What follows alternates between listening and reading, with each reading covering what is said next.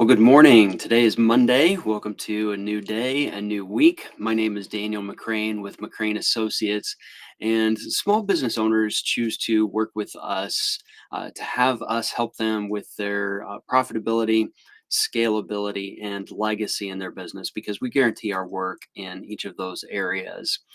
Now, today, the topic that I want to talk to you about today is some things that people commonly misunderstand when it comes to business valuations.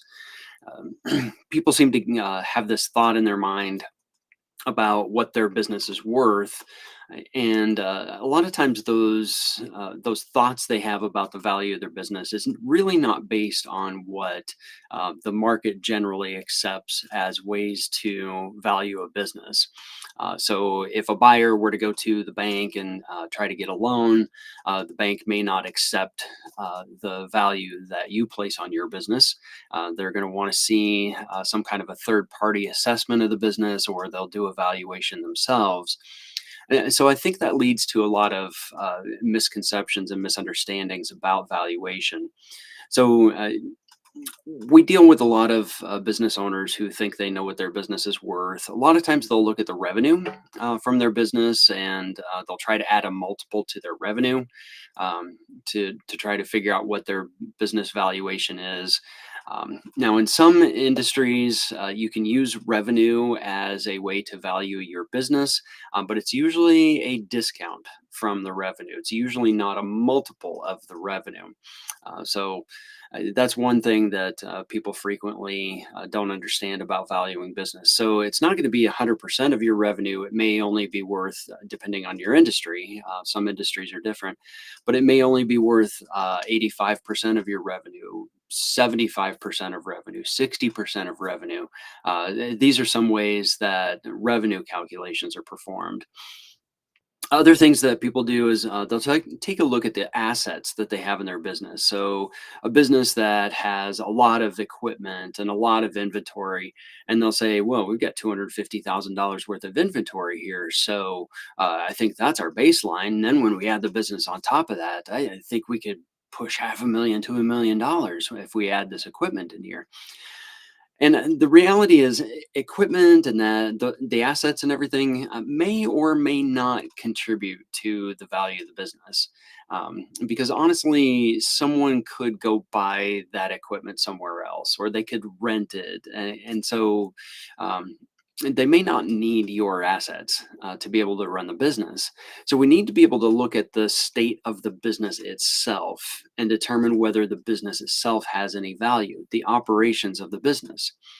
And this is where I frequently say you must have systems in place. You must be able to bring customers in on a regular basis, so that, like clockwork, that you can just predict what the outcome is going to be every time you run a marketing campaign. So this is something that you really need to be aware of. So the value of the assets really don't contribute a lot to the value of the business in that case. We do factor them in, but it doesn't carry as much weight as you might think. So really what it comes down to is two basic ways that we take a look at trying to determine the value, and it's based on the profitability of the business. So one way, if the business is small enough, we take a look at some of the expenses that you've had in the business and see if there are any expenses that benefited you as the owner personally. So whether it's paying for a cell phone bill, paying for a truck for you to drive, paying for your salary and your employee benefits, things like that, that affected you personally. And then we add those things back in to the profitability. So that kind of boosts the profitability a little bit, um, so that we can come up with a value for the business. And then we might add a value or a multiple on top of that to arrive at some profitability for the business. The other way that we commonly factor valuation of a business, you've heard this before, EBITDA, the earnings that your company has before any interest that you pay, taxes, before we factor in depreciation or amortization of anything. Now, the depreciation is the value that you're losing on tangible assets such as trucks and other equipment. Amortization is the value that you're losing on intellectual property. So you can actually amortize and write off the declining value of your intellectual property as well, in case you didn't know that. Something else you can do. So those are some better ways to figure the value of a business. They're more commonly understood and more frequently accepted by the financial community. So just wanted to share that with you this morning. This video has gone a little bit longer than I intended, but that's okay. We got through some good information today. So